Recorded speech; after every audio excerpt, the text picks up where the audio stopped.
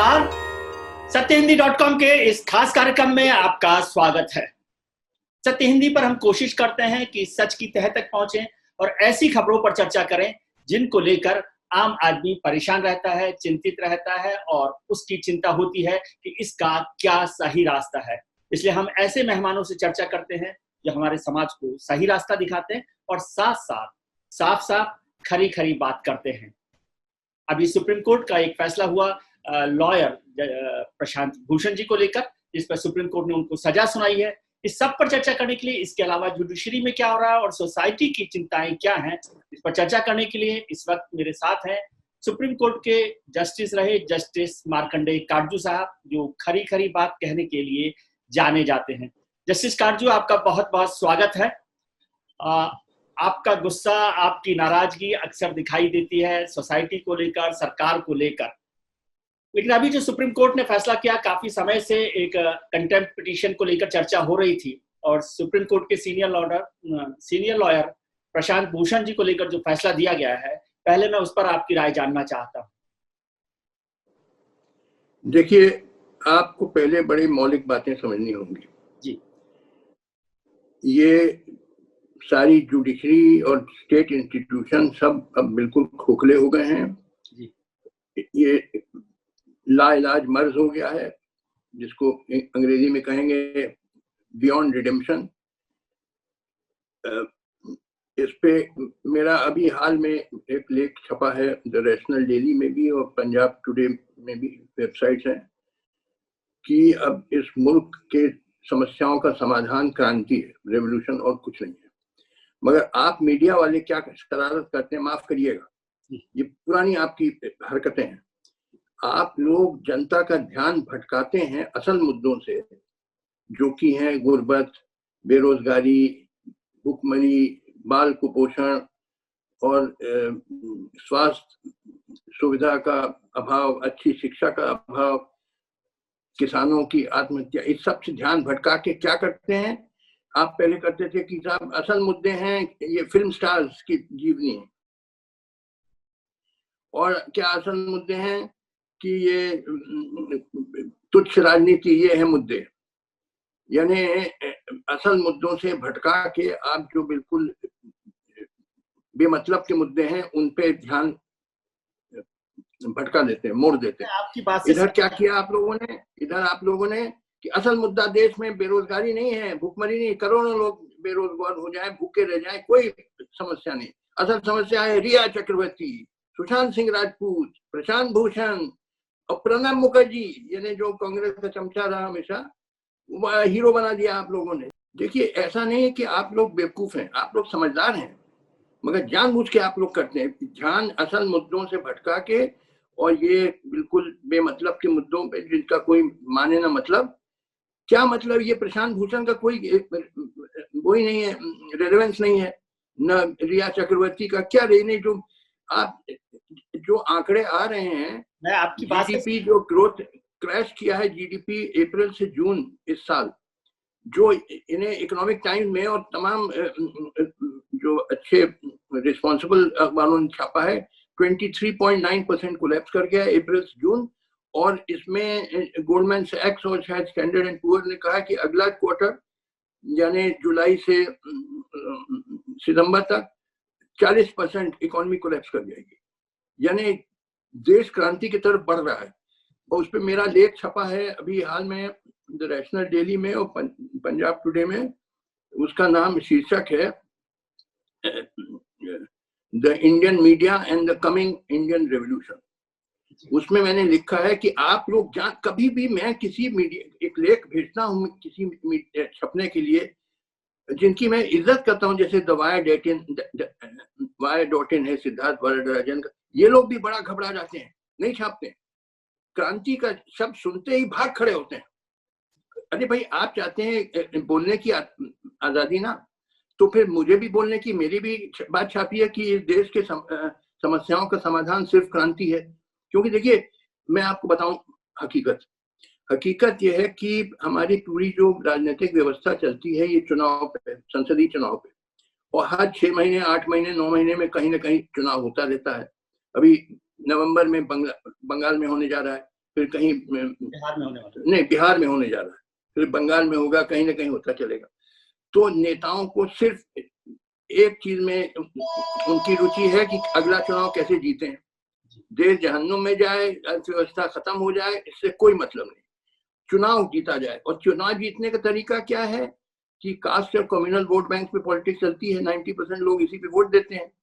तो असल मुद्दा बेरोजगारी नहीं है, भुखमरी नहीं, असल मुद्दा राम मंदिर बन जाए और पाकिस्तान की पिटाई हो जाए और ये सब चीजें, गो रक्षा हो जाए, ये असल मुद्दे हैं। ये नहीं जानबूझ के हम नहीं कहते हैं 100% आप लोग करते हैं, मगर 90% मीडिया वाले बिल्कुल बिके हुए हैं, बेशरम हो गए हैं। इनको कोई देश से प्रेम नहीं है, मतलब है बस सिर्फ है अपनी रोटी चलती रहे, दुकान चलती रहे और कुछ नहीं। सर मैं आपकी बात से यही है आप लोग की हरकत। काफी हद तक सहमत हूँ कि मीडिया में बहुत सारे लोग आजकल इस तरह से कर रहे हैं। हम लोग कोशिश करते हैं 90%, बहुत सारे ना कहिए 90%। ठीक है, लेकिन प्रशांत भूषण का मुद्दा मैंने इसलिए उठाया क्योंकि प्रशांत भूषण का मुद्दा सिर्फ प्रशांत भूषण से जुड़ा हुआ नहीं है, प्रशांत भूषण का मुद्दा जुडिशरी से जुड़ा हुआ है। और आपने इसको कहा कि जुडिशरी जो है सबसे महत्वपूर्ण हिस्सा है हमारी डेमोक्रेसी का। नहीं है, गलत बात कह रहे हैं आप। जुडिशरी खत्म हो गई जुडिशरी। किसने खत्म की? सारी जो, अरे भाई आप सुनने को तैयार नहीं है। सब state institution, parliament, judiciary, bureaucracy सब खत्म हो, खेल खत्म है देश में। सब व्यवस्था खोखली हो गई है। जुडिशरी भी इट इज बियॉन्ड रिडेम्पशन। ये समझना कि अरे जुडिशरी एक लास्ट बेस्टियन फॉर डेमोक्रेसी, ये सब इट इज नाटक। एक जुडिशरी है जहाँ 25-30 साल लगता है एक मुकदमा तय करने में, अपील के बाद। किसके पास समय है 25-30 साल कोर्ट कचहरी के चक्कर लगाने का? ये कोई जुडिशरी है कि मजाक है? और आधे जज तो भ्रष्ट हो गए हैं, सब जानते हैं। अब छुपाना चाहो तो छुपाते रहो, मगर ये हकीकत है। जस्टिस मार्कंडे, तो न्याय व्यवस्था खत्म हो गई है, कोई न्याय व्यवस्था नाम की है, ये सब खोखली हो गई है सब। मैं खुद रहा हूँ, देखिए मैं 20 साल वकील रहा, 20 साल जज रहा, मुझसे ज्यादा कौन जानता है न्याय व्यवस्था के बारे में? मैंने अंदर से देखा है। ये सब भाई बातें करो जितना करना है, मगर है कुछ नहीं उसमें, न्याय वाय नहीं मिलना। जब 20 साल 25 साल लगेगा केस तय करने में, तो ये न्याय मिल रहा है आपको? मानिए आप अपनी वाइफ के खिलाफ आपने तलाक का मुकदमा किया और 25 साल के बाद तो तय होगा अपील में, तब तक तो बाल आपके सफेद हो जाएंगे। तब आप तो चाहते हैं तलाक करके दूसरी शादी करें, मगर तब तक आप बुढ़े हो जाएंगे, क्या शादी करेंगे? तो बताइए ये एक न्याय है कि मजाक है? ये न्याय है कुछ नहीं है, ये इट इज ऑल शैम। मेरा एक आर्टिकल पढ़िएगा, why celebrate Republic day when the constitution has become a scarecrow. ये पढ़िएगा, ये छपा था theweek.in में। और इधर जो छपा है कि Indian media and the coming Indian revolution, ये सब मेरे फेसबुक पेज पे भी मैंने पोस्ट कर दिए लिंक उनके। खत्म है सब व्यवस्था, खत्म। अब देखिए आप लोग भागते हैं ना, देखिए सत्य से भागती है मीडिया। आप भी विजय त्रिवेदी, कभी आपने कहा है कि इस देश की समस्याओं का एक ही समाधान है, वो है क्रांति। मैं नहीं कह रहा हूं कि कल हो जाएगी क्रांति, उसमें 10 साल लग सकता है, मगर इसके अलावा कोई चारा नहीं, क्योंकि सब व्यवस्था खत्म हो गई है, कोलैप्स कर गई। तो एक वैकल्पिक व्यवस्था बनाना है और वो क्रांति से ही बनेगी। मगर विजय त्रिवेदी ये कभी नहीं करेगा, भागेगा इससे। क्रांति शब्द से ऐसा डरते हैं आप लोग जैसे भूत आ गया है। क्रांति शब्द आपके लिए भूत है। और मार्कंडे काजू कहता चलेगा, क्योंकि मार्कंडे काजू सत्य में, आप सत्यहिंदी.com है ना, अब अपना नाम आप असत्यहिंदी.com कर लीजिए, क्योंकि सत्य आप नहीं बोल सकते हैं। तो सत्य है कि इस देश की समस्याओं का एक ही समाधान है, वो है जन क्रांति। उसके अलावा और कोई नहीं है। ये सब ड्रामेबाजी मेरे साथ ना करिए। सर बात यह है कि क्रांति तो हो रही है, क्रांति तो होगी, क्रांति को कोई नहीं रोक सकता है, न मीडिया रोक सकता है, न कोई रोक सकता है। लेकिन क्रांति का भी तो रास्ता, क्रांति से भी रास्ता नहीं निकला ना। हमने 75 में 74 में जेपी के वक्त की क्रांति देखी है, उसका वो ड्रामा था। जेपी वाला फ्रॉड भाई, जेपी कोई क्रांतिकारी नहीं थे, वो नाटक करता था। ये क्रांतिकारी है, जेपी हो गए, लेनिन और मार्क्स हो गए। आप लोग जेएनपी के खोपड़े में कुछ नहीं, जेपी के खोपड़े में कुछ नहीं था। ही वाज अ ब्लॉकहेड, आप देख रहे हैं, कुछ नहीं था। आप लोग तो बात, आप लोग का दिमाग तो है नहीं। मैंने कहा ना, आप लोग के गोबर जेपी को हीरो, जेपी लेनिन हो गए और मार्क्स हो गए। हाँ ग्रेट, आप लोग मीडिया वाले भी महान लोग हैं, जेपी जैसे इडियट को आप वो हीरो बना दिया कि वो क्या है सर, पूर्ण क्रांति, टोटल रेवोल्यूशन। आप लोग तालियां बजाए, वाह रे वाह। बताइए, यहाँ भेजा तो है नहीं, यहाँ गोबर भरा हुआ है। तो चलो भैया, नमस्ते, हम ये सब पागलपन में शिरकत नहीं करेंगे जो आप लोग करते हैं। मैं ये निवेदन कर रहा हूँ कि उस समय जो क्रांति हुई थी, जो भी लोग, जनता तो शामिल थी उस क्रांति में। कोई जनता तो बेवकूफ है ना, जनता तो गधे हैं। 90% जनता जो है आपके यहाँ, अरे भाई उनको बेवकूफ बनाना, ये जनता तो आ गई थी अन्ना हजारे के साथ, खूब ड्रामा बजा, ढोलक बजा, वहां रामलीला ग्राउंड या कहा है, और टाए टाए फुस सब उड़ गया हवा में। वो क्या है कि अजो, हाँ इतना हो गया कि केजरीवाल हो गए मुख्यमंत्री, उससे एक जने को बड़ा लाभ हो गया, वरना it is all nonsense. Anna Hazare के खोपड़े में कुछ है तो है नहीं, ये नो साइंटिफिक आइडियाज। कोई साइंटिफिक आइडियाज है, मॉडर्न आइडियाज है अन्ना हजारे कि वो मैंने देखता था मैं टीवी उस दिन, वो भारत माता की जय, इनकलाब जिंदाबाद नारे लगा रहे हैं और भीड़ तालियां बजा रही है, मूर्खों की भीड़ है। यहाँ तो मूर्खों का वो है, सागर है इस देश में, अब क्या करें। लाखों लोग जेल में चले गए इमरजेंसी में। हाँ, जेल में चले गए, जो है वो बैन डाउन हो गई, आप उस पर नहीं बोल रहे और जनता को आप कह रहे हैं कि मूर्ख। किस पे? इमरजेंसी में हाईएस्ट जुडिशरी जो थी वो बैन डाउन हुई, जनता तो जेल में गई थी। अरे भैया, मैंने बताया ना कि वो तो बड़ा काला फैसला था जुडिशरी का। वो तो मैं खुद, मैंने इस पे कई लेख लिखे, ब्लैकेस्ट जजमेंट, और ये अयोध्या जजमेंट भी बहुत सेकंड ब्लैकेस्ट जजमेंट जो अभी हाल में आया, तो उसकी तो मैं निंदा मैंने की है। मगर मैं ये कह रहा हूं कि अब जुडिशरी से आप कुछ उम्मीद मत रखिए न्यायवाद की, ये इट इज बियॉन्ड रिडेम्पशन। खोखली हो जो सोचिए, मैंने तर्क का जवाब दीजिए। ये कोई जुडिशरी है जो 25-30 साल लगाती है एक मुकदमा तय करने में? आम आदमी के मुकदमे, ठीक है, अर्नब गोस्वामी का तो मुकदमा 2 हफ्ते में तय हो गया, मगर आम आदमी के मुकदमे कितने सालों, 20 साल चलते हैं। सब तो आदमी अर्नब गोस्वामी नहीं है। तो ये कोई जुडिशरी है कि मजाक है? ये न्याय हो रहा है। और आधे भ्रष्ट, मैं तो जानता हूँ आधे जज भ्रष्ट हो गए। ये दुख के साथ मैं कहना चाहता हूँ, मैं नहीं कह रहा हूँ सब भ्रष्ट है, ईमानदार भी जज है, मगर बहुत मात्रा में, बड़ी मात्रा में भ्रष्ट हो गए जज। आप कहेंगे गोगोई साहब क्या थे? गोगोई साहब sexual pervert chief justice of India हो गए। जुडिशरी में आधे जज भ्रष्ट हैं, ये आप कहेंगे तो आपको कोई जेल नहीं भेजेगा, लेकिन कोई आम आदमी तो, अरे मैं जेल भेजो तो गोगोई ने क्या किया? सेक्सुअल परवर्ट था और उसने उसको सारी गवर्नमेंट की चमचागिरी करी उसने, और रिवॉर्ड मिल गया उसको कि राज्यसभा का एमपी हो गया। ये तो आपकी सिस्टम जो चल रहा है। अरे हम तो सब अंदर से देखे हैं ना, इन लोगों को सब अंदर से हम देखे हैं क्या है क्या नहीं है। अब ये अयोध्या का फैसला मैंने कहा, एक इन्हें बिल्कुल एक तरफ वो कहें कि क्रिमिनल एक्ट था उसका डिमोलिशन मस्जिद का, साथ साथ उसको आपने कहा वहां मंदिर बनेगा।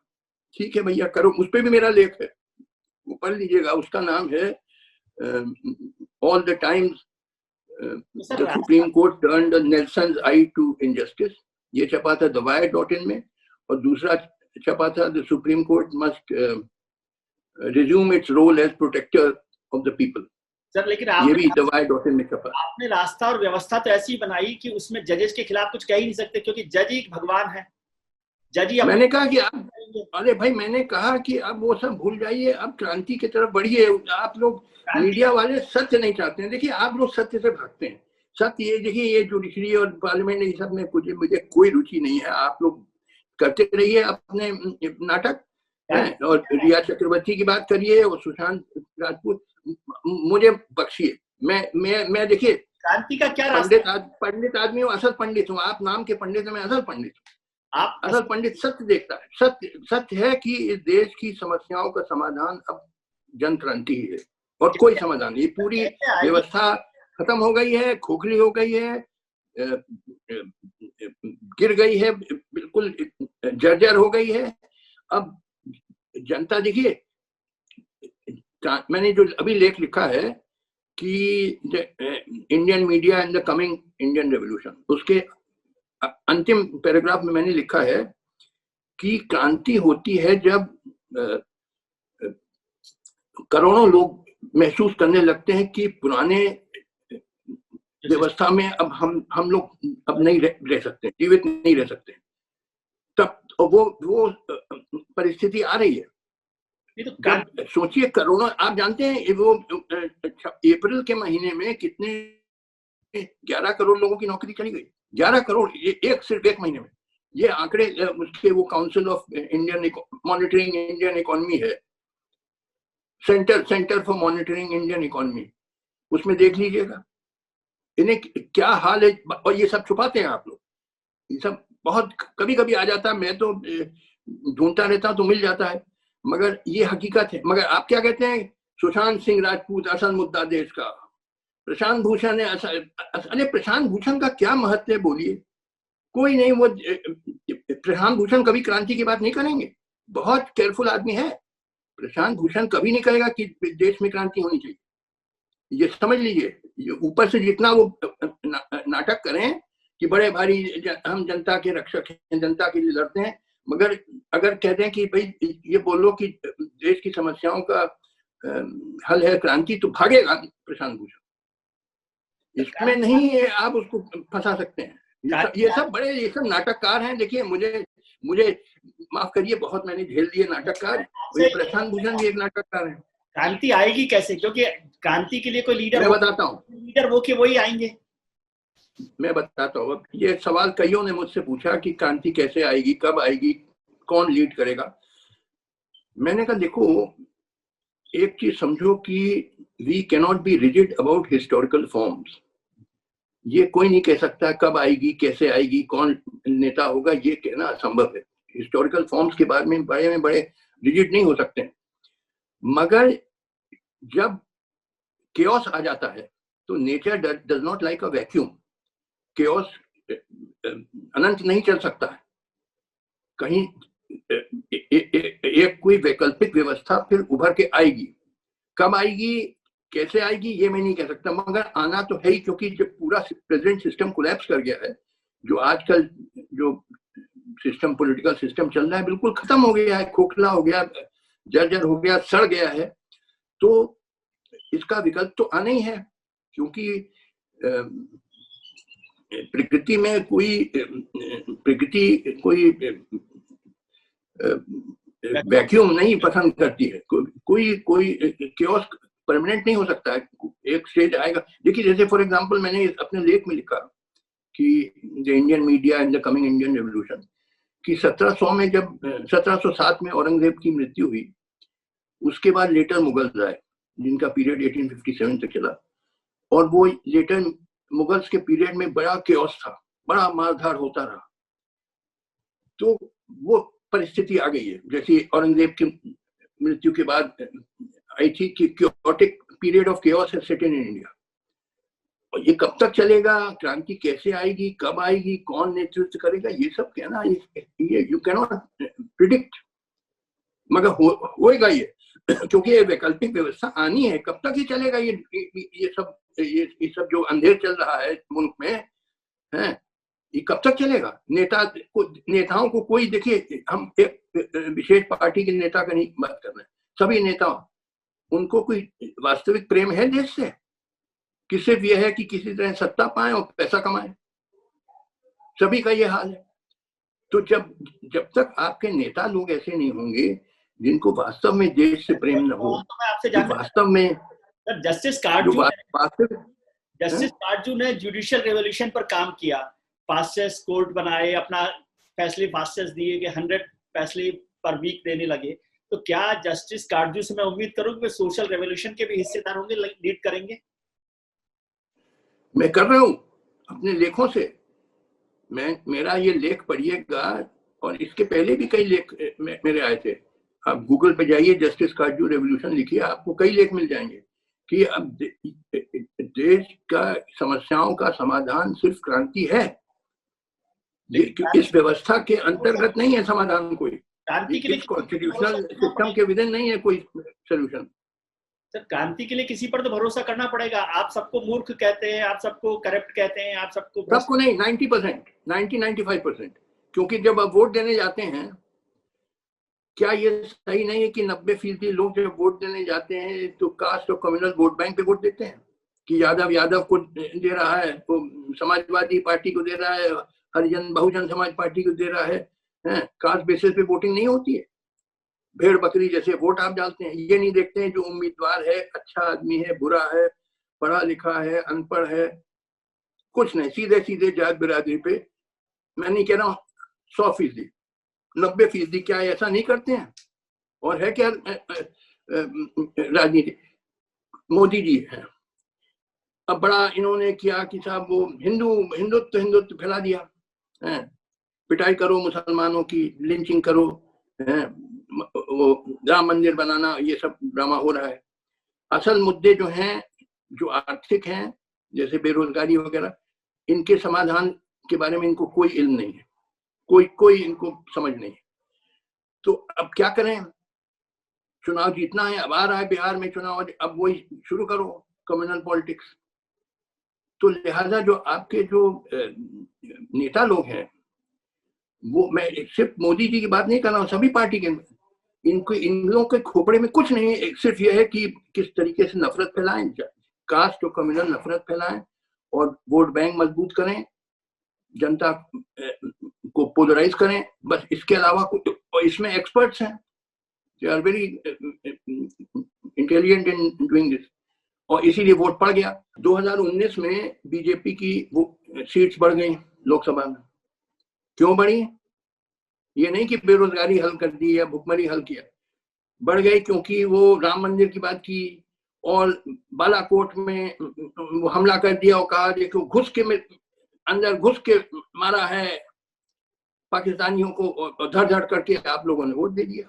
तो लो भैया, आपने वोट दिया है, अब तो, क्योंकि असल मुद्दे पे तो ये लोग जाते हैं, क्योंकि इसका कोई इनको कोई समझ ही नहीं है कि असल जो आजकल जो आर्थिक मुद्दे यानी इतने महान हो गए हैं, विशाल हो गए हैं कि इन्हें माथा चकरा जाता है। सर, हमारा इलेक्टोरल सिस्टम ऐसा है ना कि बेस्ट अवेलेबल में ही करेंगे ना, हमारे पास तो चॉइस नहीं है कि आपको उम्मीदवार। तो ये इलेक्शन सिस्टम खत्म होना है। ये इलेक्शन सिस्टम तो भेड़ बकरी पैदा करता है ना, ये इलेक्शन सिस्टम का विकल्प लाना है।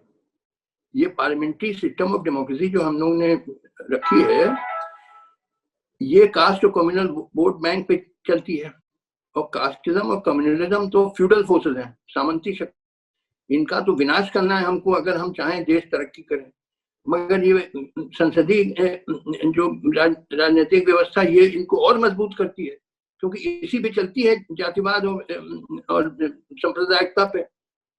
तो इसका विकल्प ढूंढना, ये इसको खत्म करना है। ये जो सिस्टम है पार्लियामेंट्री डेमोक्रेसी, ये देश का फायदा नहीं कर रही है, नुकसान कर रहा है, क्योंकि और मजबूत करता है जातिवाद और सांप्रदायिकता को।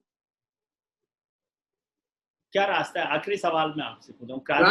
क्रांति मैं बाद में कह रहा हूँ, जिससे आप लोग भागेंगे, आप मीडिया वाले बातें ना, आप लोग देखिए, आप लोगों के साथ ये एक वो है ऑप्शन। देखिए, आप लोग बार बार कहते हैं कि फ्रीडम ऑफ स्पीच होनी चाहिए, यही कहते हैं ना, तो आप बहुत कंप्लेन करते हैं कि आजकल फ्रीडम ऑफ स्पीच सप्रेस्ड है, और ये सब रोते पीटते हैं। मगर क्या आप लोग सप्रेस नहीं कर रहे हैं? जब मार्कंडेय काटजू के लेख नहीं छाप रहे हैं, सिद्धार्थ वराडराजन नहीं छाप रहे हैं, जो अपने को बड़े भारी वो समझ दिखाते हैं कि बड़े फाइटर फॉर जस्टिस वगैरह, मैं भेजता हूँ जहां सिद्धार्थ वराडराजन शब्द रेवोल्यूशन पढ़ता और जवाब आ देता है सॉरी वी कांट पब्लिश। तो आप लोग नहीं दबा रहे हैं फ्रीडम ऑफ स्पीच को। आप अपनी बात कहिए, ठीक है, आप कहिए कि क्रांति नहीं होनी चाहिए, मेरी बात भी आने छपनी चाहिए, आप अपनी बात भी छापिए, मतलब मेरी बात ये बात नहीं है छपेगी। कैसे होनी चाहिए? क्रांति की बात को नहीं दबा रहा, मैं तो पूछ रहा हूँ कि जस्टिस काटजू क्रांति कैसे होगी? क्रांति एक बहुत अच्छा शब्द है, जवानी में बहुत मैंने बता दिया, अभी जवाब दिया था आपको। देखिए, इसमें फिर से मैं दोहरा रहा हूँ। देखिए, क्रांति कैसे होगी, कब होगी, कौन नेतृत्व करेगा, इसका जवाब देना आज असंभव है, क्योंकि we cannot be rigid about historical forms. किस तरह की क्रांति, जैसे रूसी क्रांति एक प्रकार की थी, फ्रांसीसी क्रांति दूसरे प्रकार की थी, चीनी क्रांति तीसरे प्रकार की थी, तो फर्क हर देश में अपने अपने तरीके की क्रांति होती है। तो ये कहना कैसे होगी, कब होगी, मगर ये होना तो है ही, क्योंकि उसके बगैर एक आधुनिक वैकल्पिक व्यवस्था कैसे बनेगी। आपको तो एक ऐसे आधुनिक वैकल्पिक व्यवस्था बनानी है जिसके अंतर्गत देश तेजी से तरक्की करे, तेजी से इंडस्ट्रियलाइज होए, मॉडर्नाइज होए। इस व्यवस्था में नहीं हो सकता है, क्योंकि आपकी जो प्रेजेंट कॉन्स्टिट्यूशन है वो पार्लियामेंट्री डेमोक्रेसी रखे हुए है, जिसमें जो लोग चुन के आते हैं वो सिर्फ ये कास्ट और कम्युनल वोट बैंक्स को मैनिपुलेट करके और नफरत फैला के पोलराइज करके आते हैं। तो लिहाजा कैसे देश तरक्की करेगा इनके नेतृत्व में? मतलब आपके हिसाब से सारे घर के बदलने हैं? आपके हिसाब से सारे घर के बदलने पड़ेंगे, पूरे सिस्टम? बिल्कुल क्रांति। मैंने कहा, देखिए मैं सीधे सोचता हूँ, आप मीडिया वालों से यही मेरी शिकायत है, क्या को गाली आप मेरी बात छापते नहीं है। नहीं देखिए, मैं भेजता हूँ, मैंने देखिए ये जो लेख लिखा कि the Indian media and the coming Indian revolution, पहले मैंने भेजा सिद्धार्थ वरदराजन को, जो अपने को दिखाते हैं बहुत बड़े। सिद्धार्थ अपनी कोशिश कर रहे हैं और मीडिया को नहीं, वो आसान काम है। भागते हैं, मगर वो भागते हैं, क्रांति शब्द सुन के जैसे कोई भूत देख लिया भाग जाते हैं, फौरन उनका जवाब आता है। इस बात तो जवाब तक नहीं दिया उनको, मैंने जो लेख भेजा। फिर मैंने भेजा firstpost.com है वो जो जयदीप निकालते हैं, फर्स्ट पोस्ट, उन्होंने कह दिया सॉरी। इस तरह से हाँ, इनको भेजा मैंने, द week.in को भेजा, जो अक्सर मेरे छाप देते हैं, इस बार उन्होंने भी नहीं छापा, क्योंकि शब्द क्रांति, जहां क्रांति शब्द आया भाग खड़े होते हैं आप लोग। तो मगर फिर वो उन्होंने एक बहुत छोटा सा channel, the national daily website है, उसने छापा, और अभी हाल में punjabtoday.in ने भी छाप दिया। अदरवाइज आप लोग क्रांति शब्द सुनते ही जैसे कि आपका खून खोलने लगता, अरे बाबा ये क्या भूत आ गया है, भागो भागो भागो। ये आप लोग की इन्हें जानबूझ के, नहीं ऐसा नहीं है कि आप लोग बेवकूफ हैं, आप लोग बड़े होशियार लोग हैं। आप लोग बस अपना हित देखते हैं, आपको देश के हित में कोई आपको इंटरेस्ट नहीं है। माफ करिएगा, आप मीडिया वाले जिनको जो बेहतर है, औरों से बेहतर हैं, जैसे आपका satyhindi.com और thewire.in, मगर आप लोग भी सत्य से भागते हैं। सत्य है कि देश में क्रांति के अलावा कोई चारा नहीं है। ये छापिए, आप छापना शुरू करिए अगर हिम्मत हो। देखिए सर, मैं मानता हूँ कि क्रांति आएगी तो कोई रोक नहीं सकता उसको, न मीडिया रोक सकता है, न जस्टिस काटजू रोक सकते हैं, कोई भी नहीं रोक सकता उसको। क्रांति जब आएगी, और हम लोग कोशिश कर रहे हैं कि क्रांति लाए, और मीडिया को गाली देना तो आसान काम है, क्योंकि वही सबसे गरीब चीज है जिसको आप गाली दे सकते हैं। आप 20 साल अरे गरीब चीज देखिए, आपके मीडिया वाले जो हैं, अर्नब गोस्वामी गरीब हैं क्या? वेतन है अर्नब गोस्वामी का? व्यक्ति की बात नहीं, तो किसकी बात कर रहे हैं आप? किसकी बात कर रहे हैं आप? वो कौन है टाइम्स नाउ चैनल में आजकल कौन है? सर, सरकार को गाली देना, सरकार को गाली दी नहीं, टाइम नाउ चैनल का कौन है? राहुल शिवशंकर। उनसे उन्होंने कोई, अभी मैं देख रहा था, तो उनसे वो कर रहे थे, इस पे रिया चक्रवर्ती पे कोई शो कर रहे थे, तो किसी ने यही पूछा उनसे कि साहब आप ये रिया चक्रवर्ती है, ये सब कर रहे हैं, मगर ये 20 करोड़ों लोग की नौकरी चली गई, इसकी बात नहीं कर रहे हैं। तो वो बिगड़ गए, नाराज हो गए कि आप बिल्कुल एंटी नेशनल बात कर रही हैं, ऊट पटांग की बात। आप देखिएगा, ये मैंने देखा इंटरनेट पे, ये जब इनसे पूछा गया, ये राहुल शिवशंकर से ये शो कर रहे थे टाइम नाउ में, ये रिया चक्रवर्ती सुशांत राजपूत मामले पे, तो एक जो उनके पैनलिस्ट थे उन्होंने पूछ लिया कि साहब ये सब आप क्या करें, इसका क्या मतलब है, जब कितने लोगों, करोड़ों के लोगों की नौकरी चली गई है, तो बिगड़ गई है, आप इधर उधर की बात कर रहे हैं और चिल्लाने लगे। ये तो आपके जो गरीब मीडिया है, कितना वेतन पा रहा है राहुल शिवशंकर, जरा मालूम तो कर लीजिए, बताइए ना, इसको छापिए।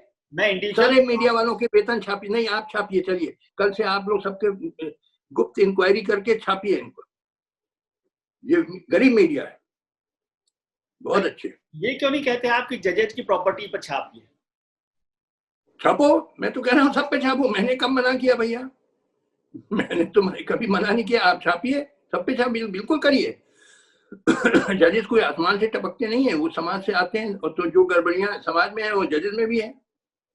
बहुत सारे जजेस भ्रष्ट हैं, वो भी करिए, बिल्कुल करिए, मैंने कब मना किया। चलिए, बहुत बहुत धन्यवाद। और आपकी बात को मैं याद रखूंगा कि क्रांति का इंतजार हम लोग करेंगे, और हम चाहते हैं कि क्रांति आए, हम लोग क्रांति के खिलाफ नहीं है, ये मैं भरोसा आपको दिलाना चाहता हूं। और आप जैसे लोग रहेंगे तो जरूर आएगी क्रांति।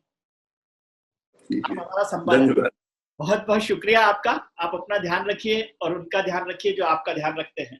खुश रहिए, खुश रखिए। सत्य हिंदी के और वीडियोस को देखने के लिए हमारे YouTube चैनल को सब्सक्राइब करें और सीधे नोटिफिकेशन पाने के लिए बेल आइकन दबाएं।